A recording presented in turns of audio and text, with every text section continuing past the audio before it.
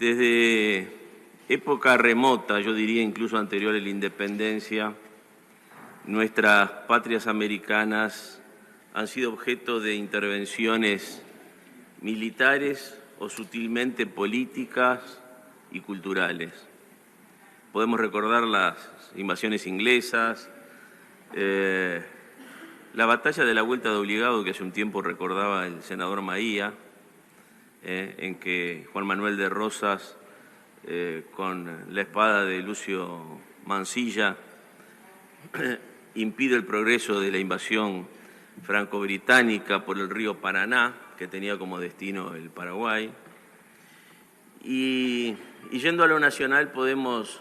señalar la preocupación de José Enrique Rodó en otro campo, el campo cultural, denunciando el utilitarismo anglosajón y la nordomanía que había ganado adeptos en el Uruguay y en general en Hispanoamérica. En la década del 60 el Uruguay fue de alguna forma o continuó siendo el campo de batalla de intereses ajenos a los reales intereses de los orientales. Y bueno, podemos recordar hechos como el robo de armas del tiro suizo en 1962 o 63, que relata justamente Fernández Huidobro en su historia de los Tupamaros, y que constituye quizás la primera acción militar directa por grupos guerrilleros en el Uruguay en el siglo pasado. Así por lo menos lo relata César Di Candia en su historia de este período. Y de alguna forma se inicia, al decir de este periodista y escritor, el período violentista del Uruguay. El 24 de diciembre del 63, eso incluso lo deben recordar algunos de los presentes de más edad, la toma de un camión de Manzanares y el reparto de su carga en los cantegriles de Timbúes y Aparicio Saravia, que le dieron a la guerrilla un cierto aire romántico, robinjudesco, que generó, vamos a decir, cierta admiración en la época. Y recordamos también las palabras premonitorias de Carlos Quijano, quien dijo que de alguna forma teníamos émulos nacionales de Fidel Castro o Benvela, y advirtió: la fuerza solo puede traer la reacción. Y vaya que una década más tarde esa reacción, alentada por otros intereses también foráneos, al decir del poeta, causó innumerables males. Recordemos que en aquella época el secretario de Asuntos Latinoamericanos del gobierno de los Estados Unidos declaró: lo que a Estados Unidos le debe interesar de ahora en adelante, más que la índole democrática de un régimen, es el hecho que sean verdaderos amigos de los Estados Unidos. Y bueno, se sucedieron acciones violentas en las que, como bien lo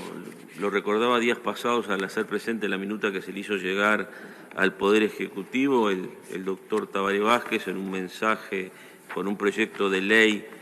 que no obtuvo aprobación parlamentaria, a pesar de que luego fue reeditado por el Partido Nacional, se envió exactamente el mismo proyecto de ley. Señalaba cosas interesantes, ¿no?, de que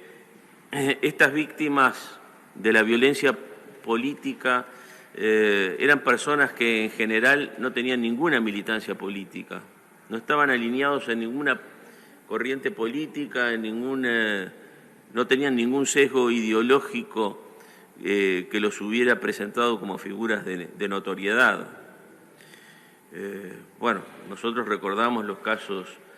paradigmáticos del señor Burgueño, asesinado en lo que se dio en llamar la toma de Pando, que fue el asalto a una comisaría indefensa,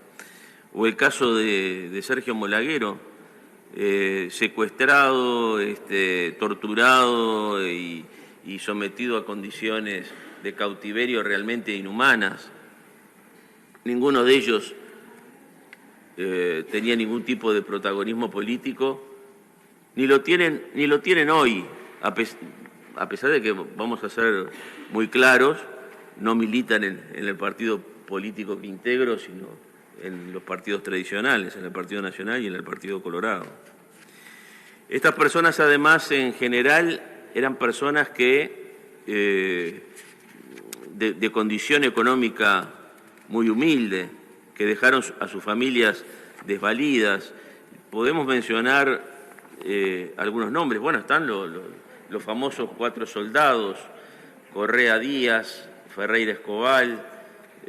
Núñez, los 2 Núñez, asesinados en una situación de absoluta indefensión, pero bueno, también podemos mencionar el caso de Pascasio Báez, ¿no?, que es un caso paradigmático de besanía criminal, absolutamente injustificada. El caso de Rafael Guidet, cuyo único pecado era ser un armero. El caso de Hilaria Quirino, la limpiadora del bowling, que sufrió heridas que bueno, de alguna forma signarían el resto de su vida. La muerte y el asesinato del doctor Julio Morató Manaro, del conductor de ómnibus Vicente Oroza García, cuyo gran delito fue haber reconocido a un vecino cometiendo un delito precisamente. Bueno, y así hay una numerosa serie de personas asesinadas, secuestradas, objeto de rapiñas, que el Uruguay se debió haber ahorrado, ¿no? Listo, quizás podamos decir que lo vemos con el diario del lunes, pero todas estas personas que fueron violentadas en sus derechos humanos, como bien lo reconoció en una muy conocida entrevista televisiva que le hizo el señor Never Araujo al general Sereñi, fueron violentadas también en sus derechos humanos y no obtuvieron en estos 50, 60 años de ocurridos los hechos ningún tipo de reparación. Creemos que este proyecto de ley les hace justicia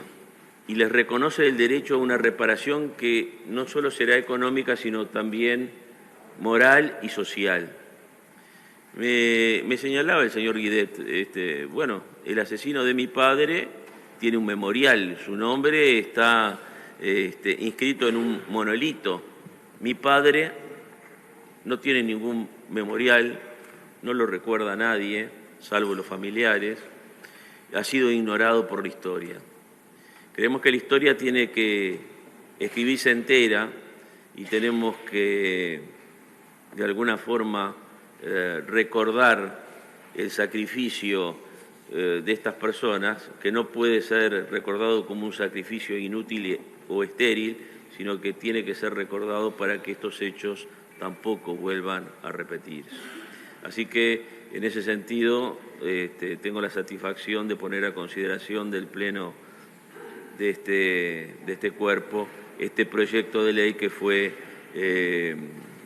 informado favorablemente en la Comisión de Constitución por una mayoría integrada por los representantes en esa comisión de la coalición.